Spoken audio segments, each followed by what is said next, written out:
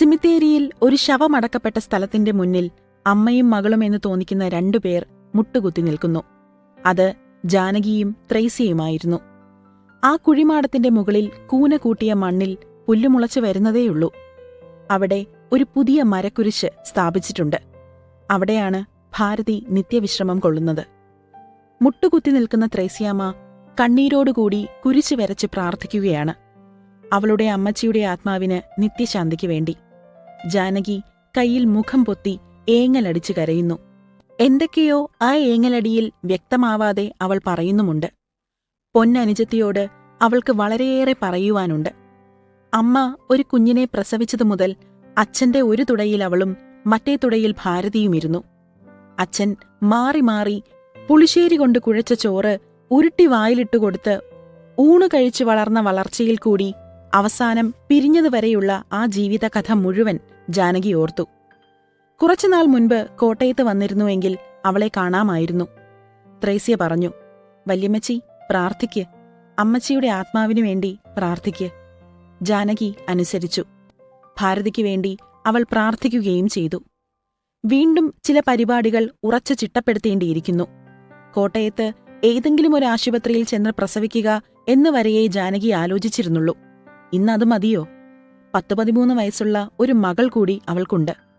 തീർച്ചയായും താൻ തനിച്ചല്ല എന്നൊരാശ്വാസം ജാനകിക്കുണ്ട്. അതോടുകൂടി ചില ചുമതലകളും. ആ ചുമതലകൾ ഉണ്ടായതിൽ ജാനകി നിശ്ചയമായും സന്തോഷവതിയാണ്. ത്രേസ്യയാണെങ്കിൽ നിലത്തല്ല നിൽക്കുന്നത്. അവൾക്ക് 5-6 വയസ്സ് കുറഞ്ഞതുപോലെ തോന്നുന്നു. അവൾക്ക് ചിരിയും കളിയുമാണ്. അത് സ്വാഭാവികമല്ലേ? കന്യാമാതാവും അമ്മച്ചിയും കൂടി അവളുടെ വല്യമ്മച്ചിയെ അവളുടെ അടുത്ത് കൂട്ടുവിട്ടതാണെന്നാണ് അവൾ പറയുന്നത്. ദൃഢമായി അവൾ വിശ്വസിക്കുന്നു. ത്രേസ്യയ്ക്ക് ഉടുത്തിരിക്കുന്ന ഒരു കൈലിയും ഒരു ചട്ടയുമേ ഉള്ളൂ. ബാടിയിടേണ്ട പ്രായം അവൾക്ക് കഴിഞ്ഞിരിക്കുന്നു. ആ കൈലിയും ചട്ടയുമാണെങ്കിൽ നാറുന്നുണ്ട്. അവൾക്ക് ഒരു പുടവയും ചട്ടയും ബാടിയും വാങ്ങിക്കൊടുക്കണം. അവളെ ഒന്ന് കുളിപ്പിക്കണം. ഒരു പുതിയ തുണിയും ചട്ടയും ബാടിയും അവൾക്ക് കിട്ടുമെന്നറിഞ്ഞപ്പോൾ ത്രേസ്യയുടെ ആഹ്ലാദത്തിന് അതിരില്ലായിരുന്നു. അവൾ തുള്ളിച്ചാടി. പക്ഷേ അവൾ വല്യമ്മച്ചിയോട് ചേർന്ന് നിന്ന് മുഖം നോക്കി ഒരു കൊച്ചു കുഞ്ഞിനെപ്പോലെ കൈകൊണ്ട് ആംഗ്യം കാണിച്ചു ചോദിച്ചു, പക്ഷേല് അതിനൊരുപാട് കാശ് വേണ്ടായോ വല്യമ്മച്ചി? അവളുടെ നെറ്റിയിൽ പാറിക്കിടന്ന തലമുടി ഇഴകളെ തൂത്ത് ചെവിയുടെ പിന്നിലേക്ക് വച്ചുകൊണ്ട് ജാനകി പറഞ്ഞു, അതിനുള്ള കാശ് വല്യമ്മച്ചിയുടെ കയ്യിലുണ്ട്. എന്നിട്ട് ജാനകി പറഞ്ഞു, ദേ നല്ല ഉള്ളുള്ള തലമുടി, തോർത്താതെയും കുളിക്കാതെയും പോയതല്ലയോ? വല്യമ്മച്ചി നിന്നെ ഇനിയും ഒന്ന് ശരിപ്പെടുത്തിക്കും, നോക്കിക്കോ. ആ പെണ്ണ് ജാനകിയുടെ തലമുടിക്കെട്ടിന് പിടിച്ചുകൊണ്ട് പറഞ്ഞു, അമ്മച്ചിക്കും ഒരുപാട് തലമുടിയുണ്ടായിരുന്നു. അമ്മച്ചി ചാകും വരെ എന്നും എന്റെ തലമുടി കോതി കെട്ടുമായിരുന്നു. ജാനകി പറഞ്ഞു, നമ്മൾ ഒരുപാട് തലമുടിയുള്ള വർഗക്കാരാ. ഗൗരിയോളം തലമുടി ഞങ്ങൾക്കാർക്കുമില്ലായിരുന്നു. ജാനകിയുടെ അഴിഞ്ഞുപോയ തലമുടി കെട്ടാൻ ആ പെണ്ണ് ശ്രമിക്കുകയാണ്. കുറേനേരം ശ്രമിച്ചിട്ടും ജാനകി കെട്ടിയിരിക്കുന്നത് പോലെ അവൾക്ക് കെട്ടാൻ കഴിഞ്ഞില്ല. ഓ, എനിക്ക് മേല എന്ന് പറഞ്ഞിട്ട് അവൾ എഴുന്നേറ്റ് മാറി. ജാനകി അവളെ വാത്സല്യത്തോടെ കുറ്റപ്പെടുത്തി. 10-13 വയസ്സായ പെണ്ണിന് തലമുടി കെട്ടാൻ അറിഞ്ഞുകൂടാ. ത്രേസ്യയ്ക്ക് ചട്ട വേണ്ട, വല്യമ്മച്ചി ഇട്ടിരിക്കുന്നത് പോലുള്ള ജമ്പർ മതിയെന്നു പറഞ്ഞു. അവളെ ജാനകി തന്നെ ശരീരം തേപ്പിച്ച് കുളിപ്പിച്ചു.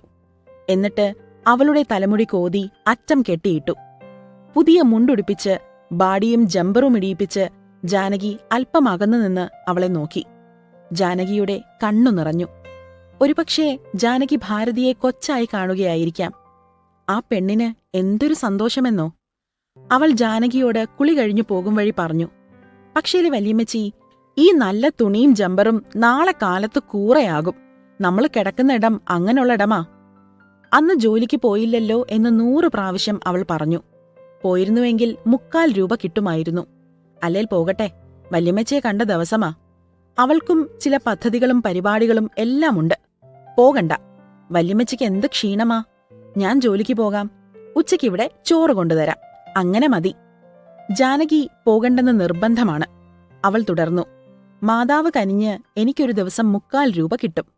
പിറ്റേന്ന് രാവിലെ പുറത്തിറങ്ങരുത് എന്ന് കർശനമായി അവൾ പറഞ്ഞു. ഇല്ല എന്ന് ജാനകി ഏറ്റു. പക്ഷെ ത്രേസ്യയ്ക്ക് വിശ്വാസം വന്നില്ല. വല്യമ്മച്ചി ആണയിട്. ജാനകി ആണയിട്ടു. എന്റെ ത്രേസ്യ മോളാണെ പുറത്തെങ്ങും പോകത്തില്ല. അതും പോരെന്ന് ത്രേസ്യയ്ക്ക് തോന്നി. ജാനകി ചോദിച്ചു, പിന്നെ ആരെക്കൊണ്ട് ആണയിടണം മോളെ? ത്രേസ്യ പറഞ്ഞു. വയറ്റി കിടക്കണ കൊച്ചനിയനെ ചൊല്ലി ആണയിടണം. ജാനകിക്ക് ചിരി വന്നു. അതൊരു കൊച്ചനിയനാണെന്ന് വരെ അവൾ ഓർത്തിരിക്കുന്നു. ത്രേസ്യയ്ക്ക് വിശ്വാസം വരുമാറ് ജാനകി പറഞ്ഞു. ഇല്ല മോളെ, വല്യമ്മച്ചി എങ്ങും പോവുകയില്ല. ആ മകളെ കൊണ്ടുവന്ന് കാട്ടിക്കൊടുത്തതിൽ ജാനകി വിധിയോട് നന്ദിയുള്ളവളാണ്. പക്ഷേ ജാനകിക്ക് ഒരു മനസമാധാനവുമില്ല. എന്തിനുവേണ്ടി വിധി അവരെ തമ്മിൽ യോജിപ്പിച്ചു? ത്രേസ്യയ്ക്കു വേണ്ടി അവൾക്കെന്തു ചെയ്യാൻ കഴിയും? നല്ലൊരു പെങ്കൊച്ച്. ഒരുപക്ഷേ അവളെ കോട്ടയത്തെ ഒരു തെരുവുതണ്ടിപ്പെണ്ണായി തീർക്കാതിരിക്കാൻ ശ്രമിക്കാൻ കഴിഞ്ഞേക്കും. അവൾ വീറും വൃത്തിയുള്ളവളും നല്ലവളുമായെന്ന് വരാം. ഒരിക്കൽ 4 പേർ അവളുടെ സംരക്ഷണയിലുണ്ടായിരുന്നു. അവരെയെല്ലാം അങ്ങനെ തന്നെ വീറും വൃത്തിയുള്ളവരുമായി നല്ലവരുമായി സൂക്ഷിക്കുവാനും ജാനകിക്ക് കഴിഞ്ഞിട്ടുണ്ട്. അവരുടെ വീട്ടിൽ വെച്ച് ഒരുവൾ മാത്രമേ ആ ചിട്ട തെറ്റിച്ചിട്ടുള്ളൂ. അത് ഭാരതിയായിരുന്നു. പക്ഷേ അവളെ തെറ്റുകാരിയായി കാണാൻ ജാനകിക്ക് സാധ്യമല്ല. അതൊരു പ്രേമബന്ധത്തിന്റെ കഥയല്ലേ. ഇന്ന് 4 ശേഷം 5-മതൊരു പെൺകൊച്ച് അവളുടെ പക്കൽ ഏൽപ്പിക്കപ്പെട്ടിരിക്കുന്നു. ജാനകിയുടെ ചരിത്രം ആലോചിക്കുമ്പോൾ അത് അവൾക്ക് തന്നെയും മനസമാധാനത്തിന് വക നൽകുന്ന ഒന്നാണോ? 4 പേർ ഒരു കാലത്ത് ചേച്ചി എന്ന നിലയിൽ അവളെ പറ്റിപ്പിടിച്ചിരുന്നു. ഇന്ന് 5-മതൊരുവൾ അമ്മ എന്ന നിലയിൽ അവളെ അള്ളിപ്പിടിച്ചിരിക്കുകയാണ്. എന്തിനായി വിധി ചുമതലകൾ ഏൽപ്പിക്കുന്നു എന്ന ക്രൂരത അവളിൽ കെട്ടിവയ്ക്കുന്നു? അവൾ എന്ത് തെറ്റ് ചെയ്തു? ജാനകി അവളുടെ താൽപ്പര്യങ്ങൾ ഓർക്കാതിരിക്കാൻ പഠിച്ചവളാണ്. അവൾ കുലയിൽ മൂത്തതായിരുന്നല്ലോ. പകർപ്പെഴുത്തു ഗുമസ്തൻ പരമപിള്ളയുടെ മൂത്ത മകൾ. ത്രേസ്യയെ കണ്ടുമുട്ടിയത് തീർച്ചയായും ജാനകിക്ക് ഒരാശ്വാസമാണ്. പക്ഷേ സർവസ്വവും പത്മിനിക്ക് വേണ്ടി കൊടുക്കാൻ മടിയില്ലാതിരുന്ന ജാനകിക്ക് ഈ 9 തികഞ്ഞ കാലത്ത് ത്രേസ്യ വന്നു കൂടിയത് തന്റെ കാര്യങ്ങൾക്ക് നന്നായി എന്ന് കാണാൻ കഴിഞ്ഞില്ല. സൂക്ഷ്മം 12:30 മണിക്ക് ത്രേസ്യ ഒരു പൊതിയും കൊണ്ടുവന്നു. അത് ചോറായിരുന്നു. വല്യമ്മച്ചി ഇരുന്നിടത്തു നിന്നും അനങ്ങിയിട്ടില്ല എന്നറിഞ്ഞ ത്രേസ്യ അത്യധികം സന്തുഷ്ടയായി. ആ പെണ്ണിന് ജാനകി എത്ര ഉണ്ടാലും പോരാ. ജാനകി പറഞ്ഞു, മോളെ, വല്യമ്മച്ചിയുടെ വയറ് വീർത്തിരിക്കുവല്ലയോ? അവൾ ചിരിച്ചു. അതുമാത്രമല്ല, ആ പെണ്ണ് ജാനകിയുടെ വീർത്ത വയറിൽ ഉമ്മ വച്ചു. അവൾ അവളുടെ അനുജനെ ഉമ്മ വയ്ക്കുകയാണ്. ത്രേസ്യയുടെ ജീവിതത്തിനും ഒരു ചിട്ടയും ചടങ്ങും വന്നു. ജോലി കഴിഞ്ഞ് അവൾ തെരുവിൽ അവളുടെ കൂട്ടുകാരികളുമായി അലഞ്ഞു നടക്കുകയില്ല. അവൾ നേരെ വല്യമ്മച്ചിയുടെ അടുത്ത് വരും. രാത്രിയിൽ വല്യമ്മച്ചിയോട് പറ്റിച്ചേർന്നാണ് അവൾ കിടക്കുന്നത്. വല്യമ്മച്ചിയുടെ കൈക്ക് താഴെ ചൂട് പിടിച്ചു കിടക്കുന്നത് എന്തു സുഖമാണെന്നോ. എന്നും അവൾ കുളിക്കാറുണ്ട്. അല്ലെങ്കിൽ വല്യമ്മച്ചി അവളെ കുളിപ്പിക്കാറുണ്ട്. എന്നിട്ട് അവളുടെ തലമുടി കോതി ഉണക്കിക്കെട്ടും. ആശുപത്രിയിലേക്ക് പോകാനുള്ള ദിവസം അടുത്തുവരുംതോറും ജാനകിക്ക് മനക്ലേശവും കൂടി വന്നു. അവർ ആശുപത്രിയിലായിരിക്കുമ്പോൾ ത്രേസ്യ എന്തു ചെയ്യും? ത്രേസ്യയെ തനിച്ചു വിട്ടിട്ടു പോകാൻ ജാനകിക്ക് വിഷമമുണ്ട്. ആ പെണ്ണിന് പെട്ടെന്നാണ് യൗവനം വരുന്നത്. ചൈതന്യവും ഉണ്ടാകുന്നുണ്ട്. ഒരമ്മയ്ക്ക് ഗുണദോഷിക്കാവുന്നതുപോലെ അവൾ ത്രേസ്യയെ ഗുണദോഷിക്കാറുണ്ട്. അതെല്ലാം ത്രേസ്യയ്ക്ക് മനസ്സിലാകുന്നുമുണ്ട്. എങ്കിലും ജാനകിക്ക് മനസമാധാനമില്ല. മറ്റൊരാളെ കൂട്ടി ഏർപ്പെടുത്താനുമില്ല. അവളുടെ കൂടെ ജോലി ചെയ്യുന്നവരെല്ലാം പിഴയാണെന്നാണ് ജാനകിയുടെ വിചാരം. ആശുപത്രിയിൽ പോകേണ്ട ദിവസം ഒരു കാര്യവിവരമുള്ളവളെപ്പോലെ ത്രേസ്യ പറഞ്ഞു, വല്യമ്മച്ചി ഒട്ടും പേടിക്കണ്ട, എനിക്കെല്ലാം അറിയാം. ജാനകി ആശുപത്രിയിലാണ്. എന്നും രാവിലെയും വൈകിട്ടും ത്രേസ്യ ആശുപത്രിയിൽ ചെന്ന് വല്യമ്മച്ചിയെ കാണും. അവളുടെ ചിട്ടയ്ക്കും ചടങ്ങിനും മാറ്റമില്ല. എന്നല്ല, അവൾക്ക് കിട്ടുന്ന കൂലിയുടെ കുർബാന നടത്തി. വല്യമ്മച്ചി സുഖമായി പെറാൻ വേണ്ടി ഒരു പ്രത്യേക കുർബാന കഴിക്കാമെന്ന് അവൾ നേർന്നിട്ടുമുണ്ട്. ജാനകി പ്രസവിച്ചു. ത്രേസ്യ കയറി പറഞ്ഞതുപോലെ അത് ചെയ്യുന്ന ഒരു സ്ത്രീ പറഞ്ഞു, ഒരു ദിവസം 2 അണ വാടക കൊടുക്കണം. അങ്ങനെ അവരങ്ങോട്ട് മാറി. ഇപ്പോൾ അവർക്ക് വീട്ടിൽ പോകുന്നു എന്ന് പറയാൻ ഒരിടമുണ്ട്. ജാനകിയെ എപ്പോഴും കരണ്ടുകൊണ്ടിരുന്ന ഒരു ചിന്തയുണ്ട്. ആ ചിന്ത ഒരപരാധബോധത്തിന്റെ രൂപം പ്രാപിച്ചു കഴിഞ്ഞു. അവളുടെ മകൻ വളർന്നു വരുമ്പോൾ തീർച്ചയായും അവൻ അവന്റെ അച്ഛനെക്കുറിച്ച് അവളോട് ചോദിക്കും. അവൾക്ക് ഒരുത്തരമേ അപ്പോൾ പറയുവാനുണ്ടായിരുന്നുള്ളൂ. അയാൾ കഴുകുമരത്തിൽ നിന്നും രക്ഷപ്പെട്ടിട്ടുണ്ടെങ്കിൽ കുറെ കൊല്ലങ്ങൾക്ക് ശേഷം ഓച്ചിറ പടനിലത്ത് വെച്ച് കാണാം എന്നു പറയാം. അവന്റെ അച്ഛന്റെ കഴുത്ത് കൊലക്കയറിന്റെ കുരുക്കിൽ നിന്നും രക്ഷപ്പെട്ടോ എന്നെങ്ങനെ അറിയാം? രക്ഷപ്പെട്ടുവെങ്കിൽ എത്ര സംവത്സരങ്ങൾ കഴിഞ്ഞാണ് അവൾ അവനെയും കൊണ്ട് ഓച്ചിറ പടനിലത്തിൽ പോയി നിൽക്കേണ്ടത്? ഒന്നും നിശ്ചയമില്ല. അവൻ ചുഴിഞ്ഞു ചുഴിഞ്ഞു ചോദ്യങ്ങൾ ചോദിച്ചാൽ എന്തൊരു നീണ്ട കഥയാണ് പറയേണ്ടി വരുന്നത്. അവൻ തന്നെയും വളർന്ന് കാര്യവിവരമുള്ളവനായി വരുമ്പോൾ വിശ്വസിക്കാൻ വയ്യാത്ത വിധത്തിൽ ഒരു കഥയല്ലേ അത്? അയാൾ അവളോട് ഒരു പേര് പറഞ്ഞിരുന്നു. തോട്ടങ്ങൾ മാറുന്തോറും പേരു മാറി പറഞ്ഞു. ഏതു നാട്ടുകാരനാണെന്ന് അയാൾ ഒരിക്കലും പറഞ്ഞിട്ടില്ല. ദേവികുളത്ത് വെച്ച് പോലീസുകാർ പിടിച്ചുകൊണ്ടുപോയി. എങ്ങോട്ടാണെന്നറിയാൻ കഴിഞ്ഞില്ല. അവളുടെ കരളിനെ നീറ്റിക്കൊണ്ടിരുന്ന ഒരു പ്രശ്നമാണത്. വീട്ടിൽ താമസമായി ഏതാനും നാളുകൾ കഴിഞ്ഞു. അടുത്തുള്ള വീട്ടിൽ ഒരു പുതിയ താമസക്കാർ വന്നു. അത് ഒരു പോലീസുകാരനായിരുന്നു. അയാൾ രാവിലെ വേഷമിട്ട് പോകുന്നത് കണ്ടു. ഒരുപക്ഷേ അയാളിൽ നിന്നും വിവരങ്ങൾ കിട്ടുമായിരിക്കുമെന്ന് ജാനകിക്ക് പെട്ടെന്ന് തോന്നി. അന്ന് ജാനകി ജോലിക്ക് പോയില്ല. പ്രത്യേക ഉദ്ദേശത്തോടെയായിരുന്നു അത്. അവളന്ന് പോലീസുകാരന്റെ ഭാര്യയുടെ പരിചയം സമ്പാദിച്ചു. പിറ്റേന്ന് പോലീസുകാരനോട് അവൾ വിവരങ്ങൾ പറഞ്ഞു.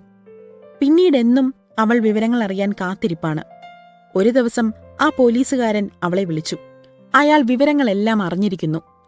പറഞ്ഞു പോകുമ്പോലെ തുടിക്കുന്ന കരളോടെ അവൾ ഓടിച്ചെന്നു. അവളുടെ ജീവിതേശ്വരന്റെ കഴുത്തിൽ കയർ വീണോ? അതോ സംവത്സരങ്ങൾ കഴിഞ്ഞെങ്കിലും അയാളെ കാണുവാനും മകന് അവന്റെ അച്ഛനെ കാണിച്ചു കൊടുക്കുവാനും കഴിയുമോ എന്നും അടുത്ത ഏതാനും നിമിഷങ്ങൾക്കുള്ളിൽ അറിയാം. ആ പ്രേമനാടകങ്ങളുടെ കഥ ഒന്ന് ഓർത്തു നോക്കുക. തീർച്ചയായും അവർ പരസ്പരം സ്നേഹിച്ചിരുന്നവരാണ്. അവൾ ആ പോലീസുകാരന്റെ മുൻപിൽ ചെന്നു നിന്നു. അയാൾ അവളെ അടിമുടി 3-4 ആവർത്തി സൂക്ഷിച്ചു നോക്കി. എന്നിട്ട് ചോദിച്ചു, അപ്പോൾ നിന്റെ കൊച്ചിന്റെ തന്ത അവനാണോ? അവൾ പറഞ്ഞു, ദേവികുളത്ത് ഏലത്തോട്ടത്തിൽ വച്ചു പിടിച്ച ആള്. അയാൾ പറഞ്ഞു, അതേടി, അവനെക്കുറിച്ച് തന്നെയാണ് ഞാൻ ചോദിക്കുന്നത്. ജാനകിയുടെ കണ്ണിൽ ഇരുട്ട് കയറി. ചെവി കൊട്ടിയടച്ചു. ഒരു ചോദ്യം അവളുടെ ആത്മാവിന്റെ അടിത്തട്ടിൽ നിന്നും പുറത്തു വന്നു. എന്തു പറ്റിയോ എന്തോ. അതിനയാൾ ഉത്തരം പറഞ്ഞില്ല. അയാൾ ചോദിച്ചു, നിനക്ക് ഒരു കൊച്ചേ ഉള്ളോ? അത്രയുമേ ഉള്ളൂ എന്നവൾ പറഞ്ഞു. മറ്റൊരു ചോദ്യത്തിനുത്തരമായി ഒന്നേ പ്രസവിച്ചുള്ളൂ എന്നും പറഞ്ഞു. അയാൾ തെല്ലത്ഭുതം ഭാവിച്ചുകൊണ്ട് പറഞ്ഞു, എങ്കിലും നീ നിന്റെ കുഞ്ഞിന് തന്തയാക്കിയവൻ കൊള്ളാമല്ലോടി. നീ എത്ര നാൾ അവന്റെ കൂടെ കഴിഞ്ഞു? അവൾ 1.5 കൊല്ലമെന്ന് പറഞ്ഞു. നീ എങ്ങനെ അവന്റെ കൂടെ കഴിഞ്ഞടി? അടുത്തു നിന്നിരുന്ന അയാളുടെ ഭാര്യ തെല്ലൊന്നു കയർത്തു. ഇതെന്തോന്നാ? ഇതാ കൂത്ത്. ഈ ഏർപ്പാടൊക്കെ സ്റ്റേഷനിൽ പോരായോ? ആ പാവം പെണ്ണുമ്പിള്ളയുടെ ആത്മാവ് പൊട്ടാൻ നിൽക്കുമ്പോ പൂച്ച എലിയെ ചെയ്യുന്ന പോലെ കൊല്ലാക്കൊല വേണോ? അയാൾ ഭാര്യയുടെ നേർക്ക് തിരിഞ്ഞു പറഞ്ഞു, അവൻ 10 കൊല്ലമായിട്ടും പിടികൊടുക്കാതെ നടന്നവനായിരുന്നു. ഒരു പോലീസുകാരന്റെ തൊപ്പിയും കളയിച്ചവനാ. ഭാര്യയെ കൊന്നിട്ട് അവൻ വേറൊരുത്തനെയും കൊന്നു. ഇത്ര ഭയങ്കരനായ ഒരുത്തനെ കാണുകയില്ല. പോലീസുകാരന്റെ ഭാര്യ ചോദിച്ചു, അതിന് പെണ്ണുമ്പിള്ള എന്തോ വേണം? ഇവരിതിന് വല്ലതും ഉത്തരവാദിയാണോ? അവരുടെ കൊച്ചിന്റെ അച്ഛനായി അയാൾ. പോലീസുകാരൻ അഭിപ്രായപ്പെട്ടു, ഇവളും സ്വൽപ്പം മുറ്റാണെന്നാ തോന്നുന്നത്. കണ്ടിട്ട് പാവത്തിന്റെ ഭാവമാണെങ്കിലും. ഭാര്യ ആ പ്രസ്താവനയെ എതിർത്തു. ചുമ്മാ വല്ലതും ഒന്നും പറയാതിരിക്കെ. പോലീസുകാരൻ വ്യാഖ്യാനിച്ചു, അല്ലേല് അങ്ങനെയുള്ളവനെ കൊച്ചിന്റെ തന്തയാക്കുമോ? പിന്നീടും ആ പോലീസുകാരന്റെ അത്ഭുതം അത്ര ഭയങ്കരനായ ഒരു കൊലപാതകിയുടെ കൂടെ എങ്ങനെ അവൾ ജീവിച്ചു എന്നാണ്. ഭാര്യ പറഞ്ഞു, അതൊന്നും അവരറിഞ്ഞില്ലായിരിക്കും. പോലീസുകാരന്റെ ആ ഭാവം തെല്ലൊന്നു മാറി. അതെ, ഇതൊക്കെ അങ്ങനെ നടക്കുന്നതല്ലയോ? അയാൾ പറഞ്ഞതൊക്കെയും എതിർക്കാവുന്നതാണ്. അവൾ അങ്ങനെ നടന്നവളല്ല.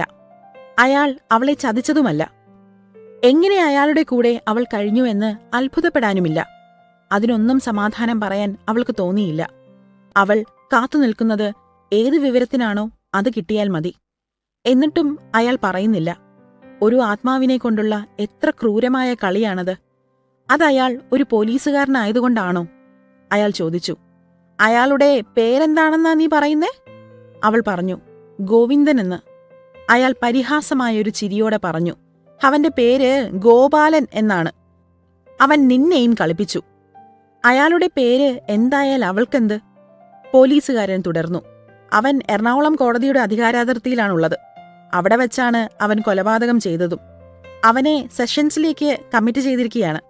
1 മാസത്തിനകം അവന്റെ വിധി അറിയാം. ഹൗ, അവൾക്ക് ആശ്വാസമായി. അപ്പോൾ ഒന്നും സംഭവിച്ചിട്ടില്ല. 1 മാസം കഴിഞ്ഞറിയാം. പോലീസുകാരൻ അവളെ അത്രയധികം വിഷമിപ്പിച്ചുവെങ്കിലും ആ വിവരം കൂടി അയാൾ അവൾക്ക് പറഞ്ഞുകൊടുത്തു. അവനിപ്പോൾ എറണാകുളം ലോക്കപ്പിലായിരിക്കും. അവിടെ അവനുണ്ടായിരിക്കും. അന്നു രാത്രിയിൽ വല്യമ്മച്ചിയും മകളും കൂടി ഇരുന്നാലോചിച്ചു. കോട്ടയവും എറണാകുളവും അവർക്ക് തുല്യമാണ്. അവിടെയും കോട്ടയത്തെ പോലെ റോഡ് പണിയും മണ്ണുചുമടും കാണും. പക്ഷേ ഒരു തേക്കം ത്രേസ്യയ്ക്കുണ്ട്. അവളുടെ അമ്മയെ അടക്കം ചെയ്തിരിക്കുന്നത് കോട്ടയത്താണ്. അതിനവൾ സമാധാനവും കണ്ടുപിടിച്ചു. ഞാൻ കോട്ടയത്തിന് വരും, വല്ലപ്പോഴും. അധ്യായം 6. സൂക്ഷിച്ചാൽ അത് കണ്ടുപിടിക്കാം. കുരുമുളക് പാറ്റിക്കൊണ്ടിരിക്കുമ്പോൾ, ചാക്ക് പിടിച്ചുകൊണ്ടിരിക്കുമ്പോൾ എല്ലാം കൂടെ കൂടെ അങ്ങ് ചാക്ക് ആട്ടിവെക്കുന്ന ഒരു യുവാവിൽ അവൾ അറിയാതെ അവളുടെ ദൃഷ്ടി എത്തിപ്പോകാറുണ്ട്. അവൾ പുറത്തേക്ക് പോകുന്നുണ്ടെങ്കിൽ അയാൾ നിൽക്കുന്ന സ്ഥലത്തിനടുത്തുള്ള വാതിലിൽ കൂടിയേ ഉള്ളൂ. അയാളുടെ കണ്ണുകൾ അവളിലെത്താറുണ്ട്. അയാൾ നോക്കുന്നു എന്നറിയുമ്പോഴുണ്ടാകുന്ന സ്തോഭം അവൾക്ക് വല്ലാത്ത ഒരു അനുഭവമാണ്. അപ്പോൾ അവളുടെ കവിളുകളിൽ അരുണിമ ചേരും. കണ്ണുകളിൽ ഒരു സ്നിഗ്ധത ദൃശ്യമാകും. ചുണ്ടുകൾ മന്ദഹാസത്തിന്റെ ജലേശം കൊണ്ടെന്ന പോലെ ഒന്ന് വിടരും. അപ്പോൾ എന്ത് ശ്രദ്ധയോടെയാണെന്നോ പാറ്റുന്നത്. അങ്ങനെയുള്ള അനുഭവങ്ങൾ ഒരു ദിവസം 100 പ്രാവശ്യമുണ്ടാകാറുണ്ട്. അയാളുടെ അടുത്തുകൂടി നടന്നു പുറത്തേക്കിറങ്ങുന്നത് അവളുടെ മുഖത്തെ ചൈതന്യമുള്ളതാക്കുന്ന ഒരു ചിരിയോടെ ഒതുങ്ങി അല്പമൊന്ന് കുണുങ്ങി നടന്നാണ്. ആരവളെ ശ്രദ്ധിക്കണമെന്ന് അവൾ ആഗ്രഹിക്കുന്നുവോ ആ ആൾ ശ്രദ്ധിക്കുന്നു എന്ന ബോധം കൊണ്ടാണ് ആ ഒതുങ്ങലും കുണുങ്ങലും മന്ദഹാസവും ഉണ്ടായിപ്പോകുന്നത്. സിരാചക്രത്തിൽ ഒരു ഊഷ്മാവിന്റെ സഞ്ചാരമുണ്ടാകാറുണ്ട്. അതൊരു സുഖമാണ്. ആ പാണ്ഡികശാലയിൽ അത് പല ദിവസങ്ങളായി നടന്നുവരികയാണ്. അവിടുത്തെ ഒരു ജോലിക്കാരി യുവതിയും അവിടുത്തെ ജോലിക്കാരനായ ഒരു യുവാവും തമ്മിൽ പരസ്പരം ആകൃഷ്ടരായി. ആ പാണ്ഡികശാലയിൽ ആണുങ്ങളും പെണ്ണുങ്ങളും ജോലിക്കാരായുണ്ട്. അവരിൽ ഭാര്യാഭർത്താക്കന്മാരുണ്ട്. അവിടെ വെച്ച് കല്യാണം നിശ്ചയിച്ചിരിക്കുന്നവരും കാണുമായിരിക്കും. അവിഹിത ബന്ധങ്ങൾക്കുള്ള കളമൊരുക്കലും കാണുമായിരിക്കും. അക്കൂട്ടത്തിൽ എങ്ങനെയാണ് ഇരു കൂട്ടർക്കും തീർത്തു പറയാൻ കഴിയാത്ത, നിർവചിച്ചിട്ടില്ലാത്ത ഒരു ബന്ധവുമുണ്ടായി. ഇരുവർക്കും അല്പസ്വല്പം ചാബല്യമുണ്ടായി. പക്ഷേ അതാരും ശ്രദ്ധിച്ചില്ല. അവിടെ ആർക്കും അത് ശ്രദ്ധിക്കേണ്ട കാര്യവുമില്ല. ആ യുവതിയെ സംബന്ധിച്ചിടത്തോളം അവളുടെ പെരുമാറ്റത്തെ ശ്രദ്ധിക്കുവാൻ കടമപ്പെട്ടതായി ഒരാൾ മാത്രമേയുള്ളൂ. അത് ജാനകിയാണ്. ജാനകി ജോലി ചെയ്യുന്നത് അവിടെയല്ല. ത്രേസ്യ ഈയിടെയായി ഉല്ലാസവതിയാണ്. അത് ജാനകിയുടെ ശ്രദ്ധയിൽപ്പെടുന്നുണ്ട്. കരുകരാ വെയിലിൽ കല്ലും മണ്ണും ചുമക്കുക തുടങ്ങിയ കട്ടിയുള്ള ജോലി ചെയ്ത് ആ പെണ്ണ് കരിവാളിച്ച് ക്ഷീണിച്ചു വരികയായിരുന്നു. യൗവനത്തിലേക്ക് കടക്കുന്ന ഒരു ഘട്ടത്തിൽ ത്രേസ്യ ചങ്കുപൊട്ടി ജോലി ചെയ്യുന്നത് ജാനകിക്ക് സഹിച്ചുകൂടായിരുന്നു. അത് കുരുന്നിലേ വാടുന്ന കാര്യമാണ്. പക്ഷേ ജോലി ചെയ്യാതെ പിഴയ്ക്കാനൊക്കുമോ? അങ്ങനെ ത്രേസ്യയെ പാണ്ഡികശാലയിലേക്ക് ജോലിക്കയച്ചതാണ്. അതത്ര കട്ടിയുള്ള ജോലിയല്ല. കാറ്റും വെയിലും കൊള്ളണ്ട. ഒരു കൂരയ്ക്കകത്തിരുന്ന് ജോലി ചെയ്താൽ മതി. ഒന്നുമില്ലെങ്കിൽ ചൈതന്യം കെടുകയില്ല. അത് ശരിയായിരുന്നു. പാണ്ഡികശാലയിൽ ജോലിക്ക് പോയതിനു ശേഷം അവൾക്ക് ചൈതന്യം കൈവന്നു. രക്തപ്രസാദം കൊണ്ട് നിറം വച്ചു. പ്രസന്നതയും ഉണ്ട്. മുൻപ് അവൾ വൈകിട്ട് വന്നു കയറുന്നത് കണ്ട് ജാനകി കരഞ്ഞുപോയിട്ടുണ്ട്. നേരം വെളുത്താൽ ആ പെണ്ണിന് പായിൽ നിന്ന് പൊങ്ങാൻ വയ്യായിരുന്നു. ഇപ്പോൾ ചൈതന്യമുണ്ടെങ്കിലും അവൾക്ക് ചിലപ്പോൾ ശുണ്ഠിയും ദേഷ്യവും വരുമായിരുന്നു. ആ മാറ്റം വരുത്തിയത് ഉല്ലാസമാണെന്ന് ജാനകി ധരിച്ചു. അവൾ ഒരു യുവാവിനെ കരളിൽ പിടിച്ചുകുടിയിരുത്തിയിരുന്നത് അവൾ അറിഞ്ഞില്ല. ത്രേസ്യയെ കൂടുതൽ ഉത്സാഹവതിയായി കാണുന്നതിൽ ജാനകിയുടെ മാതൃഹൃദയം തണുത്തു. പക്ഷേ പ്രാർത്ഥനാപൂർവമുള്ള ഒരു ഉത്കണ്ഠ അവിടെ പതിയിരുന്നു. ത്രേസ്യയിൽ ലാഘവം കൂടിക്കൂടി വരുന്ന ചിരി എന്തിനാണാവോ? അതാണ് പേടി. ചിരിക്കു പിന്നിൽ കരച്ചിൽ കാണും. അവൾ കരയാൻ ഇടവരുത്തരുതേ എന്ന് ജാനകി പ്രാർത്ഥിച്ചു. ത്രേസ്യയുടെ ചൈതന്യം തേജസ്സായി മാറുന്നു. അതും ജാനകിയുടെ മനസ്സിന് ഒരു കുളിർമയാണ്. അവൾ സുന്ദരിയാണ്. ആ അഴക് നാൾ ചെല്ലുന്തോറും കൂടിക്കൂടി വരികയാണ്. അത് മറ്റൊരു പേടിയാണ്. ത്രേസ്യയെ നോക്കി നോക്കി ആനന്ദം കൊണ്ട് നിൽക്കുമ്പോൾ ജാനകി പറയും, മോളെ, നമുക്ക് നമ്മളല്ലാതെ ആരുമില്ല. എന്റെ മക്കൾ സൂക്ഷിക്കണം. മനസ്സും തടിയും സൂക്ഷിക്കണം. ത്രേസ്യയ്ക്ക് അതിന്റെ മുഴുവൻ അർത്ഥവും മനസ്സിലാകുന്നുണ്ടോ എന്ന് സംശയമാണ്. അവളെ കണ്ടുമുട്ടിയ അന്നുമുതൽ ജാനകി വീറും വൃത്തിയും പഠിപ്പിച്ചിരുന്നു. അതിൽ ജാനകിക്ക് നിർബന്ധവും ഉണ്ടായിരുന്നു. പാവങ്ങളാണെങ്കിലും ദാരിദ്ര്യമാണെങ്കിലും വീറും വൃത്തിയും ഉണ്ടായിരിക്കണം. ത്രേസ്യയുടെ ആ ശുചിത്വബോധം അടുത്ത പടിയിലേക്ക് കടന്നു. അവൾ ഒരുങ്ങുന്നുണ്ട്. അവൾ പൊട്ടുതൊടുന്നു. തലമുടി ചീകി പൂ ചൂടുന്നു. നല്ല ബ്ലൗസിനും പുടവയ്ക്കും ആഗ്രഹമുണ്ട്. ആ കൊതി അവൾ പറയാറുമുണ്ട്. എന്നും ഒരുക്കത്തിൽ പുതുമയുമുണ്ട്. പ്രായം വരുന്ന സ്വാഭാവിക വിശേഷമായി ജാനകി അത് കണക്കാക്കി. ത്രേസ്യ തന്നെത്താനറിയാതെ ഒരു പുരുഷന്റെ ശ്രദ്ധയ്ക്ക് വേണ്ടി എന്നും പുതുമയുള്ളവളായി തീരുന്നു എന്ന് ജാനകി അറിഞ്ഞിരുന്നില്ല. മേൽക്കൂരയോളം ഉയരത്തിൽ അടുക്കി വെച്ചിരിക്കുന്ന ചാക്കട്ടിയുടെ മറവിൽ വെച്ച് ആ യുവതിയും യുവാവും 2 വാചകങ്ങൾ കൈമാറി. ശബ്ദമിടറി അയാൾ പറഞ്ഞു, നമുക്ക് സ്നേഹിക്കാം. പരിഭ്രമത്തോടെ അവൾ പ്രതിവചിച്ചു. അയ്യോ, വല്യമ്മച്ചിയോട് ചോദിക്കണം. അവർ ഇരുവരും രണ്ടു വഴിക്ക് നടന്നൊഴിഞ്ഞു. അവളുടെ നെഞ്ച് കിടുകിടാ ഇടിക്കുന്നു. ശരീരമാകെ വിയർക്കുന്നു. എന്നാലും ഒരു ഭാരമൊഴിഞ്ഞതുപോലെയുള്ള ആശ്വാസമുണ്ട്. ആ പരിഭ്രമം ഒന്നൊഴിഞ്ഞപ്പോൾ അവൾ ആളൊന്നു മാറി. അവൾക്ക് തന്നെ തോന്നി ഒരു പുതിയ വില അവൾക്കുണ്ടായെന്ന്. ഉച്ചയ്ക്ക് മുൻപ് വരെയുള്ള പെണ്ണല്ല അവൾ. വല്ലപ്പോഴുമൊക്കെ ആ പാണ്ഡികശാലയിൽ ജോലി ചെയ്യുന്ന ഒരു അബ്ദുക്കുട്ടിയെക്കുറിച്ച് അവൾ പറയാറുണ്ടായിരുന്നു. അവൻ ഒരു മിടുക്കനായ ജോലിക്കാരനാണ്, മര്യാദക്കാരനാണ് എന്നെല്ലാം.